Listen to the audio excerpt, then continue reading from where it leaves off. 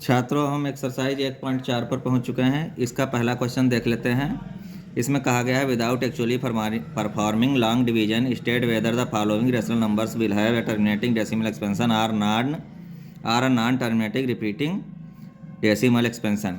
अर्थात बिना लंबी विभाजन प्रक्रिया के दर्शाइए कि दिए गए परिमेय संख्याओं का दशमलव प्रसार शांत है अथवा अशांत अनावर्ती।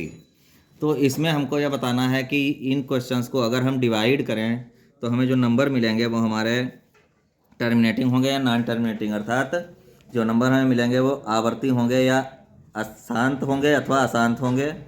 तो शांत और अशांत पहले आप लोग समझ लीजिए। टर्मिनेटिंग किसे कहते हैं, नॉन टर्मिनेटिंग किसे कहते हैं। जैसे मान लीजिए कोई नंबर हमारे पास 6 है, इसको हमने डिवाइड किया 8 से, तो यहाँ पर ये छोटा नंबर है, पॉइंट लगाएंगे, यहाँ 0 बढ़ जाएगा। अब 8 का टेबल पढ़ेंगे, 60 से ज़्यादा नहीं होना चाहिए। 8 सते 56, 8 7 जा 56, 4 बचता है, 1 0 अपने आप बढ़ जाएगा, 8 पंचे 40। ये नंबर यहाँ पर ख़त्म हो जाता है, अर्थात ये आंसर हमारा यहाँ पर रुक जाता है। जो आंसर रुक जाता है उसको हम कहते हैं शांत, या इंग्लिश में इसको कहते हैं टर्मिनेटिंग। और इस तरीके के वो आंसर जो रुकते नहीं हैं वो अशांत कहे जाते हैं।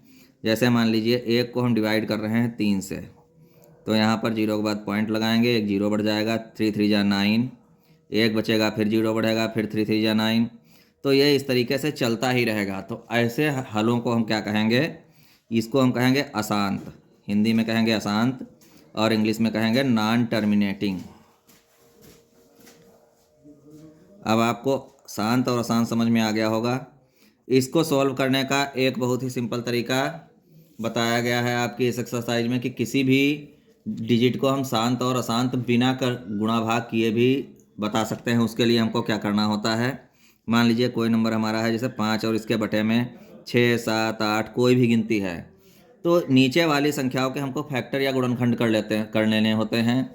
हमारे सारे फैक्टर अगर 2 और 5 ही आते हैं, इनके अलावा कोई नंबर नहीं आता है, 2 और 5 आते हैं, तो जो भी इसका अगर हम डिवाइड करेंगे तो हमारा जो भी दशमलव प्रसार आएगा वो टर्मिनेटिंग अर्थात शांत होगा।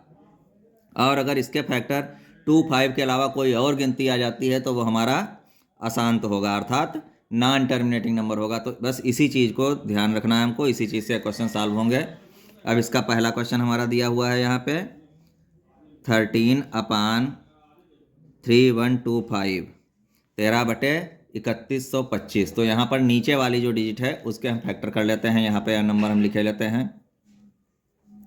अब देखिए लास्ट में 5 है तो ये 2 से डिवाइड नहीं होगा, इसको 5 से करके देखते हैं। 5 6 जा 30, 30 हो गया, यहाँ पर 1 बचा, 12 हो गया, 5 दूनी 10, 2 बचा, 25 हो गया, 5 25। फिर 5 से करेंगे, 5 1 कम 5, 1 बचेगा, 12 हो जाएगा, 5 दूनी 10, 5 25। फिर 5 से करेंगे, 5 दूनी 10, 5 25। 5 से करेंगे 5 25, फिर 5 से करेंगे 5 1 कम 5। तो यहाँ पर सारे हमारे टुकड़े केवल 5 ही आ रहे हैं। तो इसका मतलब क्या है, इसको हम इस नंबर को इस तरीके से लिख सकते हैं 13/2। यहाँ पर हमारा कोई नहीं आया है तो 2 की घात 0 लगा के यहाँ पर हम लिख सकते हैं। गुणे में 5 की घात 5 की पावर कितनी है, जितने वाले नंबर है 1 2 3 4 5, तो 5 की पावर यहाँ पर 5 लिख सकते हैं। तो यहाँ पर हम लिखेंगे क्या, यहाँ पर हम लिख देंगे जो हमारा हर है, हर 2 की घात यम गुणे 5 की घात यन के रूप का है, अतः दशमलव प्रसार शांत होगा।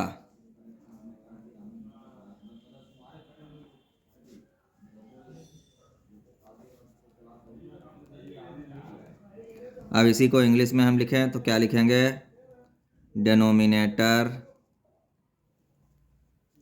Is in form of 2 the power m into 5 the power n, so decimal expansion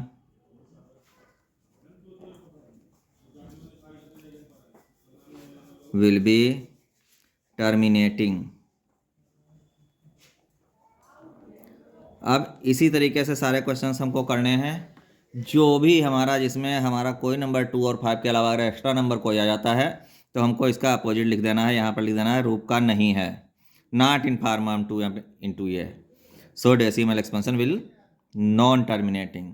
इसी तरीके से सारे क्वेश्चन हो जाएंगे। चलिए हम बाकी क्वेश्चंस भी इसके कर लेते हैं। फर्स्ट क्वेश्चन को अच्छे तरीके से समझने के बाद सारे क्वेश्चंस हमको बहुत ही ईजी लगने लगेंगे। अब यहाँ पर हम बाकी सारे क्वेश्चंस को इसी तरीके से करने जा रहे हैं, आप लोग थोड़ा ध्यान से देखें। सेकंड वाला क्वेश्चन है, पहले इसके हम फैक्टर करके लिख लेते हैं, आंसर सबके साथ ही में लिख देंगे। 7 के अपान में 8 है, 8 के फैक्टर हमारे हो जाएंगे 2 इंटू 2 इंटू 2, तो ऊपर 17 है, 17 है, नीचे हो जाएगा 2 द पावर 3, और यहाँ पर 5 की पावर कुछ नहीं आ रही तो 5 द पावर 0 लिख लेंगे। इनके आंसर सभी के एक साथ हम बता देंगे, आप लोग लिख लेंगे तो थोड़ा क्वेश्चन जल्दी से कम स्पेस में और कम टाइम में सॉल्व हो पाएंगे। इस वीडियो में आपको समझ में भी आ जाएंगे। थर्ड वाला है 64 अपान में 455, इसके फैक्टर करते हैं। 455, 5 से डिवाइड करेंगे, 5 9 जा 45, 5 बन जा 5, 7 से करेंगे, 7 13 जा 13 बन जा।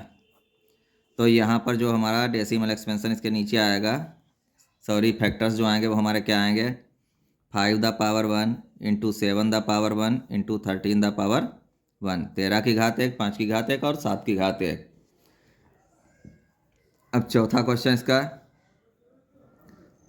15 के अपान में 1600 है, इसमें 1600 के टुकड़े करते हैं। 2 से करेंगे, 2 8 जा 16, 2 8 16, 2 चक्कू 8, 2 दूनी 4, 2 2 जा 4, 2 1 जा 2। अब 2 नंबर ले लेंगे एक में, 2 5 जा 10 0, इसका आधा करेंगे 25 हो जाएगा, 5 से करेंगे 55 25 और 5 बन जा 5।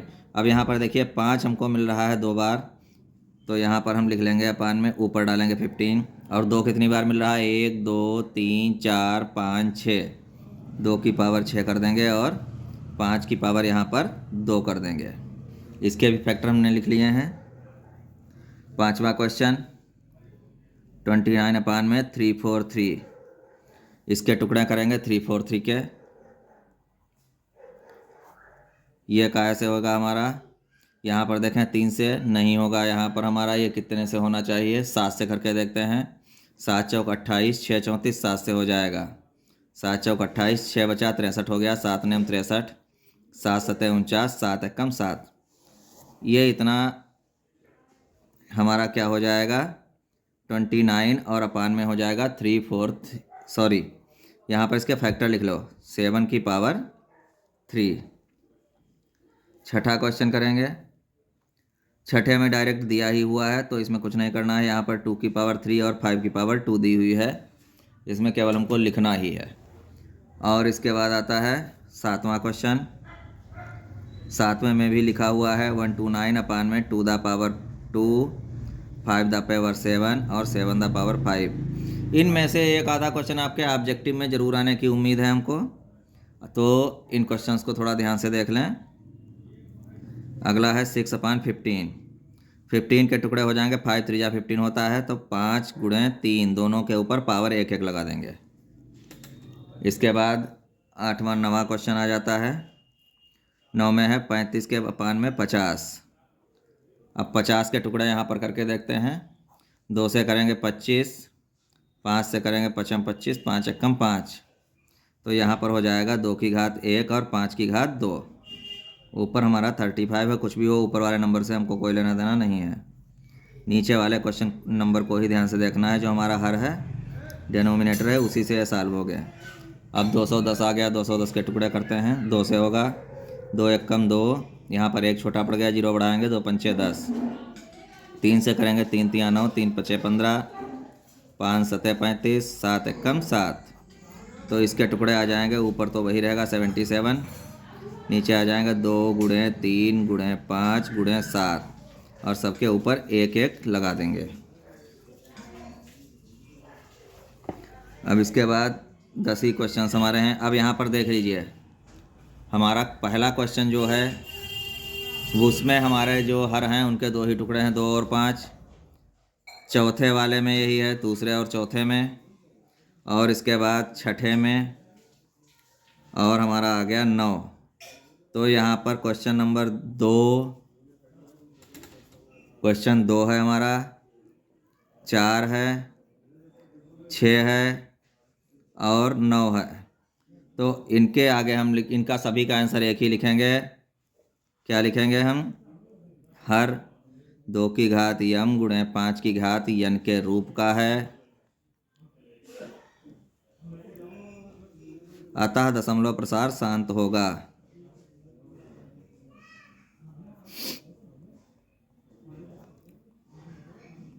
शांत होगा। अब इसी चीज़ को इंग्लिश में लिखना चाहें तो इस तरीके से लिखेंगे, denominator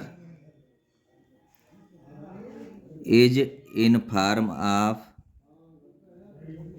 2 the power m into 5 the power n, so decimal expansion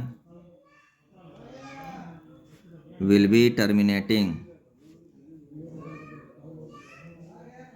इसका डेसिमल एक्सपेंशन जो है वो टर्मिनेटिंग होगा। और बाकी जो क्वेश्चन हमारे बचते हैं उनके नंबर हम डाल के अलग लिख देते हैं।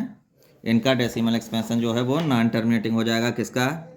हमारा 3rd नंबर का इसका पार्ट जो है, 5th वाला, 7th वाला, और इसी के साथ हमारा आता है 8th वाला,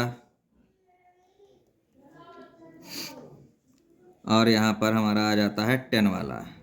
इसका हम लिख देंगे हर 2 की घात यम गुणे 5 की घात यन के रूप का नहीं है।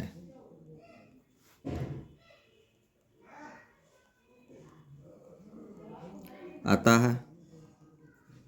दशमलव प्रसार अशांत होगा। इंग्लिश में लिखेंगे, denominator not in form of 2 the power m into 5 the power n, so decimal expansion will be non terminating. अब यहाँ पर एक चीज़ और ध्यान देने वाली है, वो अभी हमने इसलिए नहीं आपको बताई क्योंकि अगर उसको अभी हम समझाते तो आप थोड़ा सा कंफ्यूज हो जाते। यहाँ पर एक क्वेश्चन हमारा ऐसा है जिसको हमारा आया तो है वो नॉन टर्मिनेटिंग, लेकिन उनको टर्मिनेटिंग में कन्वर्ट कर सकते हैं। यह क्वेश्चन नंबर जो 8th पार्ट है, इसमें देखिए 3 से 6 को हम डिवाइड कर सकते हैं। 3 1 जा 3, 3 2 जा 6 हो जाएगा। तो ये हमारा आ जाएगा 2/5 द पावर 1। तो इसको हम पहुंचा सकते हैं क्वेश्चन नंबर, यहाँ पर जो हमने ऊपर वाला पार्ट लिखा था यहाँ पर इसको पहुंचा सकते हैं। पहले हमने इसलिए नहीं बताया क्योंकि आप लोग कंफ्यूज ना हो जाए। तो 8th वाला पार्ट भी अब टर्मिनेटिंग बन जाएगा और नॉन टर्मिनेटिंग से यह हटा दिया जाएगा। अब इस तरीके से आपकी एक्सरसाइज पूरी कंप्लीट हो गई है। इन क्वेश्चंस में से ऑब्जेक्टिव क्वेश्चन ज़्यादातर आप लोगों को मिल जाते हैं, तो इसको थोड़ा ध्यान से समझ लें।